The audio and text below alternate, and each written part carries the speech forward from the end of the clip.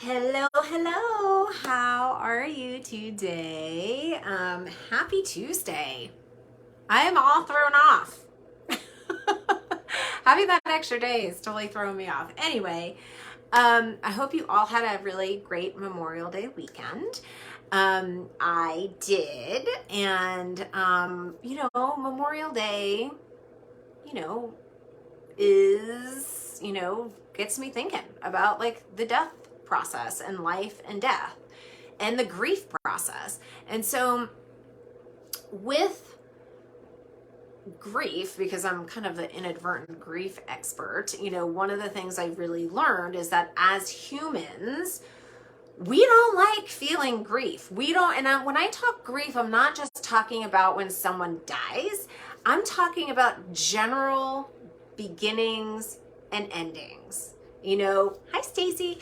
And so when we talk about beginnings and endings, as humans, we don't like it. We don't like that space in between. We want to rush through that grief process, whether again it's that you lost a loved one, or it's you lost a job, or you are ending a marriage or a relationship. Like any sort of ending, it doesn't feel good. And as humans, we want to feel good. Like we are conditioned to believe that we have to be happy all the time, which by the way is total bullshit. Like there's no way that you could physically and emotionally be happy all of the time, because happiness is a mood.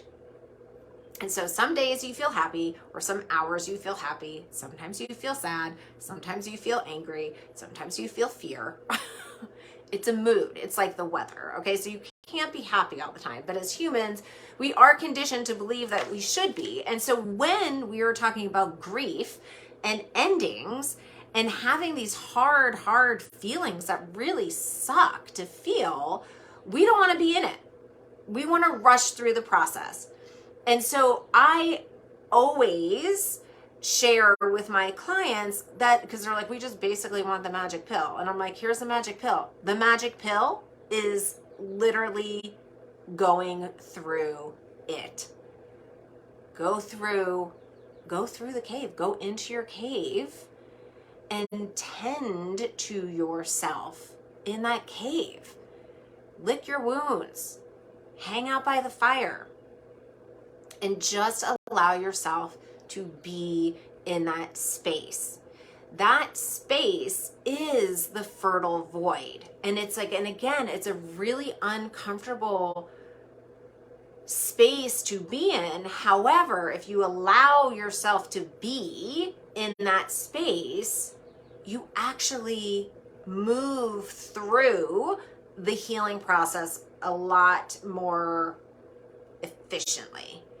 And so, if you're trying to race through something and not feel the feelings, then you are basically short-circuiting the whole system, and you're going to wind up having some sort of other thing, like a panic attack, or or just attracting the same thing over and over again if you're not giving yourself that space of in between. And I like to call it being in the cave, and I often talk about that caterpillar that turns into the butterfly. When it's in the chrysalis, it turns into goo, literal goo. Hi, Maureen. And so when you are in that space of in between the ending and the beginning, allow yourself to be that goo, because those little platelets then create the butterfly when it's time. And so again, as humans, we like to rush through that process, but when we take that time to be in the fertile void, to be in that cave, and again, that dark cave that people resist is that divine feminine. And so we're not going to get stuck there. Or it's like either the cave or it's the bottom of the ocean. Like we're going to intuitively know when it's time to come out. And it's not like we have to come out and be like, hey everybody, I'm back. It might just be like, okay, I'm ready to crawl to like the mouth of the cave a little bit. and stick my head out. And if it's too bright or whatever, or there's too many people out there, then you just kind of come back in and be like, all right, I'm just going to hang out here. But know that those people are your community and they're going to support you and just hold space for you. Hopefully you have those people. And so my belief is that we all have to be that goo. And so allow yourself to be the goo, because when you do, you are in that deepest, most sacred part of yourself. And when you allow yourself to be in it and go through it, that's where that beauty comes from. That's where that transformation comes from. And that's that when you are out of the cave or back up at the top of the ocean or the butterfly, you could reflect back and go, okay, here's why that happened for me. This is what I need to learn. This is part of my soul journey and my soul mapping. I just finished a session with a client, and when we start to do that deeper work, like the hypnosis and the hypno healings, we begin to say, okay, well, why did I go here? And then why did I go there? But what happens is all of a sudden we start to create a map. We get to see how this experience is mapped to that experience, which is mapped to this experience. And then we begin to see what our soul purpose is. And it's not about like, oh, this is my purpose is my job or whatever, but like, why are you, as a deep feeler, as an intuitive, as a person who feels different, why are you here? What is that gift inside? And so it's about looking at those wounds after you've, gone through them and seeing what the map is. Because once you understand what that map is, then you're like, oh, okay, this is what I'm supposed to be doing. Maybe it's a healer, maybe it's an artist, and whatever it is for you. Maybe it's being a mathematician, because we're all different souls. And so I also like to say, if you're, if the divine universe was the sun and we're all a part of that divine universe, we're each a soul ray. And these rays of sunshine aren't going, well, why am I not like that ray? I want to be like that ray. They're like, okay, this is who I am. This is my soul ray. And that's how we are as humans.